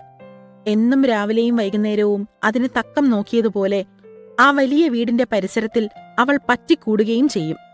ത്രേസ്യയ്ക്ക് അതൊരു ഭ്രാന്തായി തീരുന്നതുപോലെ തോന്നി. ശകാരിച്ചാലും പേടിപ്പിച്ചാലും ഒന്നും വകയില്ല. ജാനകിക്ക് പലതരത്തിലും പേടിയായി. അവൾ ആ കാര്യം സാധിക്കാൻ വേണ്ടി ഏത് സാഹസവും പ്രവർത്തിച്ചെന്ന് വരാം. സാഹസികത്വം നിറഞ്ഞ അപകടപൂർണമായ 100 കഥകൾ ജാനകിയുടെ തലയ്ക്കുള്ളിൽ വാർത്തെടുക്കപ്പെട്ടു. ത്രേസ്യ ഒരു മോഷ്ടാവിനെ പോലെ കടന്നാക്രമിച്ചു എന്ന് വരാം. ആ കാര്യം പറയുമ്പോൾ ത്രേസ്യയുടെ ഭാവം തന്നെ മാറുന്നുണ്ടോ എന്ന് തോന്നിപ്പോകും. അങ്ങനെ വല്ലതും സംഭവിച്ചാൽ ഭവിഷ്യത്ത് എന്തായിരിക്കും? അതൊന്നും തന്നെ നടന്നില്ലെന്ന് വയ്ക്കുക. എന്നാലും എന്തെങ്കിലും ഒരു ശല്യകരമായ സംഭവവികാസം ഉണ്ടാകുമെന്ന കാര്യത്തിൽ ജാനകിക്ക് സംശയമില്ല. ഒരിടത്തുനിന്ന് പുറപ്പെട്ട ഒരു നദി രണ്ടിൽ ഓച്ചിറ പടനിലത്തെത്തേണ്ടതായുണ്ട്. ആ രീതിയിലെത്താൻ ദിവസം എണ്ണി നീക്കിക്കൊണ്ടിരിക്കുകയാണ്. ആ ദിവസം ഒഴിച്ച് മറ്റേത് ദിവസവും ലോകത്തിന്റെ ഏതു ഭാഗത്തും കഴിയാം. എവിടവും അവൾക്കൊരുപോലെയാണ്. പക്ഷേ ഇപ്പോൾ കൊച്ചി കടന്നുകൂടാൻ കൊള്ളാത്ത ഒരു സ്ഥലമായി മാറി എന്നു മാത്രം. വലിയ സംഭവവികാസങ്ങളൊന്നുമുണ്ടായില്ല. അബ്ദുക്കുട്ടിക്ക് അവിടം വിടുന്നതിന് എതിരൊന്നുമില്ലായിരുന്നു. ഒരു വൈരാഗ്യമുള്ളതുപോലെ ത്രേസ്യ മാത്രം പറയുന്നുണ്ടായിരുന്നു, കൊല്ലത്തു പോയാലെന്താ? കൊല്ലത്തുനിന്ന് കൊച്ചിക്ക് വഴിയുണ്ട്. ആ ഭ്രാന്ത് ത്രേസ്യയെ വിട്ടുപിരിഞ്ഞില്ല. അവർക്ക് ദർശനം നൽകാൻ വേണ്ടി എന്ന പോലെ അന്നൊരു സായാഹ്നത്തിൽ ആ കുഞ്ഞ് മട്ടുപ്പാവിൽ പ്രത്യക്ഷപ്പെട്ടു. അവിടെ അവനവന്റെ വളർത്തച്ഛന്റെ കഴുത്തിൽ കൈചുറ്റി മടിയിലിരിക്കുകയാണ്. അവന്റെ നില സുരക്ഷിതമാണ്. അതിൽ കൂടുതലായി ഭവാനിക്കാണെങ്കിൽ കൂടി തന്നെയും എന്താണ് കാണാനും അറിയാനുമുള്ളത്? ആ കുഞ്ഞിനെ കൊല്ലാതെ അത് നന്നായി വളരാൻ വേണ്ടി ഭവാനി അതിനെ വിറ്റു എന്ന് വരരുതോ? ബോധപൂർവം ചെയ്ത ഒരു കച്ചവടം. ജാനകിക്ക് സംതൃപ്തിയായി. അവളുടെ കണ്ണുകൾ നിറഞ്ഞു. പോകും വഴി ജാനകി അവളുടെ സ്വന്തം ഭാഷയിൽ ഒരു വലിയ തത്വം പറഞ്ഞു. ഈ കാണുന്ന വലിയ പണക്കാരും തെണ്ടികളും കുറേ പുറകോട്ടു പോയി നോക്കിയാൽ ഒരച്ഛന്റെയും അമ്മയുടെയും മക്കളായിരിക്കും ചിലപ്പം. ത്രേസ്യ അപ്പോൾ ആദാമിന്റെയും ഔവ്വയുടെയും കഥ പറഞ്ഞു. ഈ കാണായ മനുഷ്യരുടെ എല്ലാം അപ്പനും അമ്മയും ആദാമും ഔവ്വയുമാണ്. അവിടെ നിന്നാണ് മനുഷ്യൻ കടപ്പുറത്തെ മണൽത്തരി പോലെ പെരുകിയത്. എന്നാലും അവൾക്ക് ഈ ഒരു പരിഭവമുണ്ട്. അവൾക്ക് അവളുടെ കുഞ്ഞമ്മയുടെ മകനിൽ ഒരവകാശവുമില്ലേ? ഒരുമ്മ കൊടുക്കുവാനെങ്കിലുമുള്ള അവകാശം. അബ്ദു മറ്റൊരു വലിയ സത്യം വെളിപ്പെടുത്തുന്നതുപോലെ പറഞ്ഞു. നിന്നെയും നിന്റെ അമ്മ ഇതുപോലെ വല്ലേർക്കും വിട്ടിരുന്നെങ്കിൽ? അയാൾക്ക് പറയുവാനുള്ളത് മുഴുവിപ്പിക്കാൻ അവൾ സമ്മതിച്ചില്ല. എന്നെ അമ്മച്ചി വിൽക്കത്തില്ലായിരുന്നു, എന്റെ വല്യമ്മച്ചിയും വിൽക്കത്തില്ല. അവൾക്ക് ശുണ്ഠി വന്നതുപോലെ തോന്നി. കൊല്ലത്ത് പോളയത്തോട്ടിൽ ഒരു കൊച്ചു കുടിലിലാണ് ആ കുടുംബം താമസം. ഇപ്പോൾ അവർക്കൊരു ആൺകൂട്ടുണ്ട്. എങ്കിലും ആ വീടിന്റെ നാഥനായ വേറൊരാളുണ്ടെന്ന ഒരു ബോധം അബ്ദുക്കുട്ടിക്ക് വരെയുണ്ട്. അയാൾ വന്നു ചേരുന്ന ആ തീയതിയാണ് അവിടെ എല്ലാവരും പ്രതീക്ഷിക്കുന്നത്. പരമു എന്നും ദിവസങ്ങൾ എണ്ണി തിട്ടപ്പെടുത്തിക്കൊണ്ടിരിക്കുകയാണ്. ജാനകിക്ക് 100 സ്വപ്നങ്ങളുണ്ട്.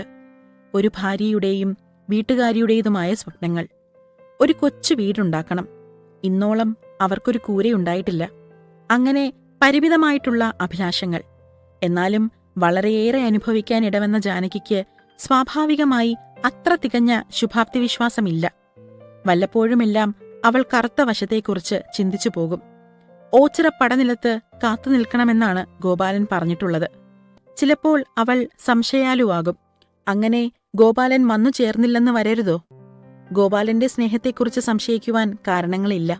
എങ്കിലും സംശയം അവളെ പലപ്പോഴും പിടിച്ചുലയ്ക്കുമായിരുന്നു. പകർപ്പെഴുത്തു ഗുമസ്തൻ പരമുപിള്ളയുടെ മക്കൾക്ക് ആർക്കും ഒന്നും പ്രതീക്ഷിക്കാൻ അവകാശമില്ല. ആ ദിവസം തെളിഞ്ഞു വന്നു. എങ്കിലും അവൾ ഓച്ചിറ പടനിലത്തിൽ പോയി കാത്തുനിൽക്കും. ത്രേസിയും രഹസ്യമായി അബ്ദുവിനോട് ചോദിക്കും, വല്യച്ഛൻ വരുമോ? അവളും സംശയാലുവാണ്. കഥകൾ മുഴുവൻ അവളും അറിഞ്ഞതാണ്. ഓച്ചിറ പടനിലത്ത് വച്ചുണ്ടായ ബന്ധം സുദൃഢമാക്കാൻ പാടില്ലായകയില്ല. പക്ഷേ സുദീർഘമായ ജയിൽവാസം ഗോപാലിനെ മറ്റൊരാളായി മാറ്റാൻ വയ്യാത്തതാണോ? എങ്കിലും അവർ പ്രതീക്ഷിക്കുകയാണ്. ഓച്ചിറ പടനിലം എന്നും പച്ചയായ ഓർമ്മയാണ് ജാനകിക്ക്. അവിടെ വെച്ചാണ് അവളുടെ സ്ത്രീത്വത്തിന് വില കൽപ്പിക്കപ്പെട്ടത്. അവളുടെ സ്ത്രീത്വം ഉണരുന്നതും അവിടെ വച്ചാണ്. ആ ഓർമ്മ വാടുമോ? അയാൾ പുറത്തുവരുന്ന ദിവസം സമീപിക്കും തോറും ആ സ്മരണകൾ തളിർത്ത് മൊട്ടിടുവാനും തുടങ്ങി. അബ്ദുവും ത്രേസിയും കൂടി ചിലപ്പോൾ രഹസ്യമായി ഊറിച്ചിരിക്കും. എന്തു കണ്ടിട്ടെന്നോ? വല്യമ്മച്ചി സ്വപ്നം കണ്ടിരിക്കുന്നത് കണ്ട്. കൊല്ലങ്ങൾക്ക് ശേഷം ഭാര്യ ഭർത്താവിനെ കാണാൻ പോവുകയാണ്.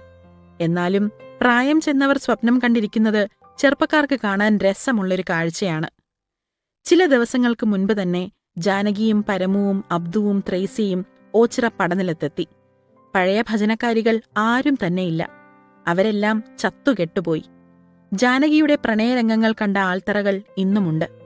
ആ ആൽത്തറകൾക്ക് എത്രയായിരം ധർമ്മക്കാരെ സംബന്ധിക്കുന്ന എന്തെല്ലാം കഥകൾ പറയുവാനുണ്ടായിരിക്കും. ഒരു പുതിയ ജീവിതം അവൾ ആരംഭിക്കാൻ പോവുകയാണ്.